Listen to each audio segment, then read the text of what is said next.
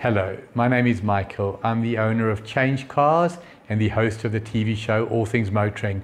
I have one mission, and that is to make a difference to the motoring public. Making a difference how? Making sure that you have safe options, making sure that you have knowledge. In that regard, it is my absolute pleasure and privilege to work with Alan Rosenmeyer of MotorMatters. The man with a hat, I'm the man with no hat, he's the man with the knowledge. Thank you for watching. This is the Range Rover Sport. They call it the smaller bodied version of the Range Rover, but there is nothing small about this vehicle. It's big, it's bold, it's in your face, and it certainly has all the luxury you could ever possibly want out of a vehicle. Hi, I'm Alan R. Welcome to MotorMatters, Change Cars and All Things Motoring. The Range Rover Sport. It certainly looks the part. Look at these big wheels over here, 21-inch alloy wheels, big black alloys to fill those wheel arches and to give you the full impression of exactly what kind of vehicle this is. Big, bold, heavy, and yet it rides so beautifully, so comfortably, and so well on the road. One of the first cars to have the pop-out door handles. Press on the button, there the door handle pops out, looks smart and very aerodynamic, of course. I'll jump straight into the back seat of the Range Rover Sport and you can see exactly what kind of accommodation it gives you in sheer luxury, sheer plushness, and everything you can ever possibly want out of the vehicle. Driver's seat set for myself as always, but look at the legroom. Tons and tons of legroom, plenty of headroom even with my hat on, which I always want to know about, and even allowing for the massive panoramic roof. It doesn't matter, it doesn't interfere at all with the space and comfort and luxury. In the center over there, of course, you've got aircon vents with separate controls for the rear of the car, and you've got USBs right down, hidden down over there for rear seat passengers, for charging and for connectivity. Always so important as well, isn't it? It's features like that you want. You have a look over there. You've got individual electric adjustment for the two rear seats as well. So it's comfort, luxury, and special effects and special content that you get to make sure it is such a luxurious vehicle overall. You just have a look. You've got an upmarket quality sound system and even little feature like little buttons to lock and unlock all the doors, even on the rear doors of the vehicle. Nice, important, and they are big features. You can see that blacked out C-pillar at the rear over there, extended, but almost a coupe-esque sharp angle to the roof as well. All these things make such a big difference overall to the vehicle, I can tell you that. You see that light bar across the rear. You pop the rear hatch, of course it opens. Powered rear hatch, and I'm going to, of course, show you underneath. You've got this very neat little separator, you can call it, to put small things over there, nicely molded. It will hold your parcels, your shopping or whatever in place, and just little touches like this that add to a vehicle in this category of the sort. All make a very big difference, of course, to you. Just little bits that you can fiddle around with, and I think I was struggling over there a little bit, but there you go, lifting it up, and you can have a look. There is a spare wheel over there, and look at that, it is the full-sized alloy as well, the matching black alloy. It's touches that you want out of your large luxury vehicle, and this certainly is such a luxury vehicle.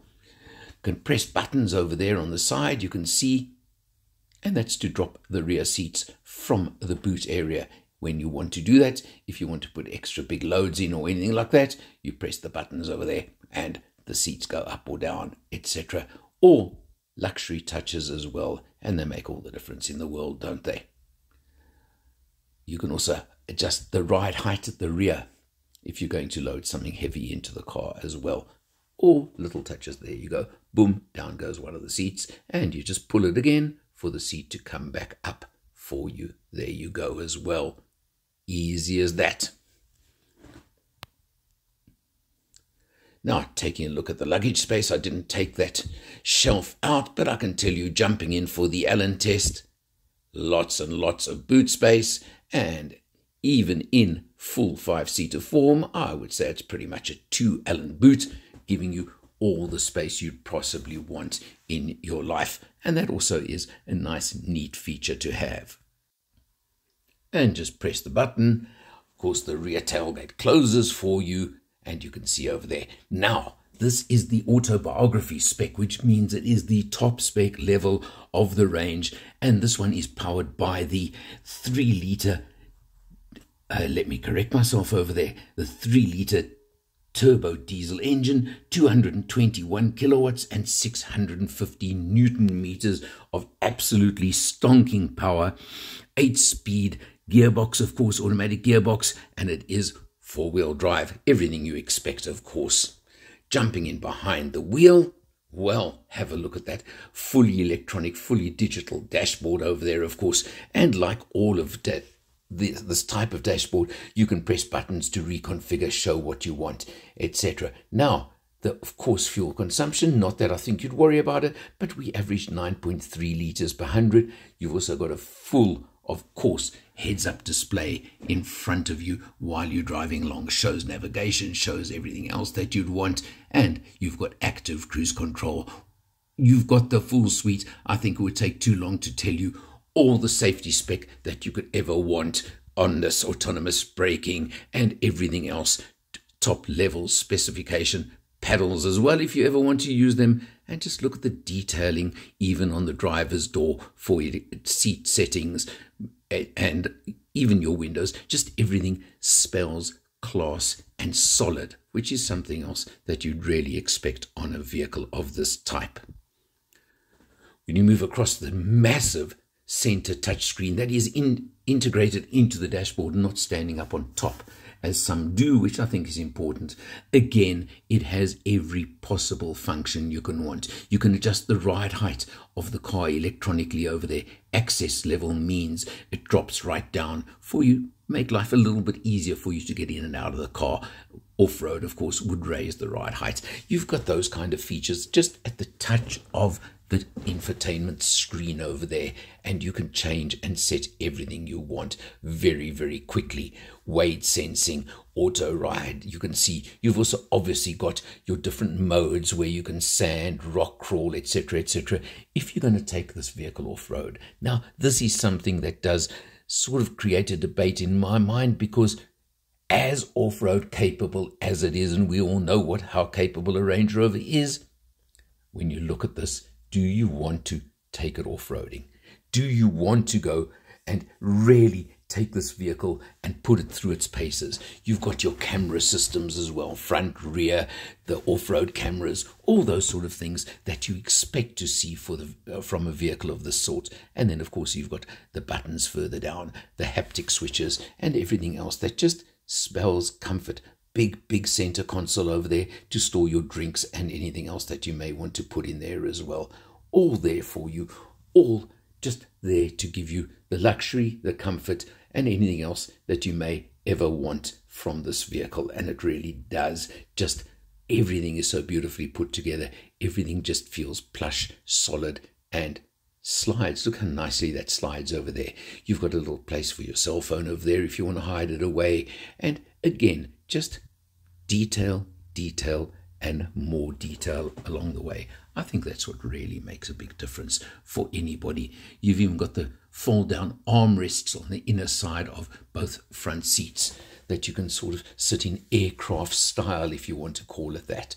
You can see the light from the panoramic roof above me over there. Just nice, light, bright, and gives you all that you can possibly want. This is where you know you're traveling in luxury and traveling in sheer class all along the way. Just a spoil, I would say. You can see the way the dash is molded, soft touch. Obviously, you expect leather touch. You expect all these sort of things from the vehicle as well, and it does deliver in absolute spades. Now, obviously, it comes to price.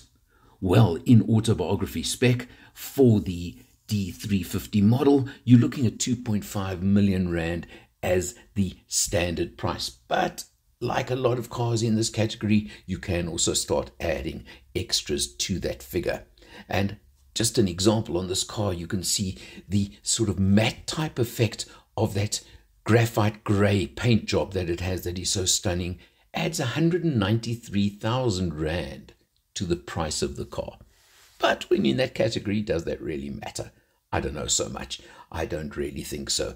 So this one, as I was driving it, 2.8 million Rand. That's quite a lot, isn't it? But you never know. Something that I did find quite interesting is you don't have a normal rear view mirror. It's actually a camera over there, which does give you a slightly different feel and effect. And I must say, I would probably get used to it in time, but it would take a while. And, well, maybe I need to use one of those a little bit more. Overall, of course, all I can say is the Range Rover Sport, gangster car in some ways, but it really provides everything you could ever possibly want, and it's worth looking at, isn't it? Savvy investing is best left to the experts, and when it comes to offshore investing, it's even more important to talk to an expert. Well, Earl Don from Forexpert is the guy you should be talking to for your offshore investments.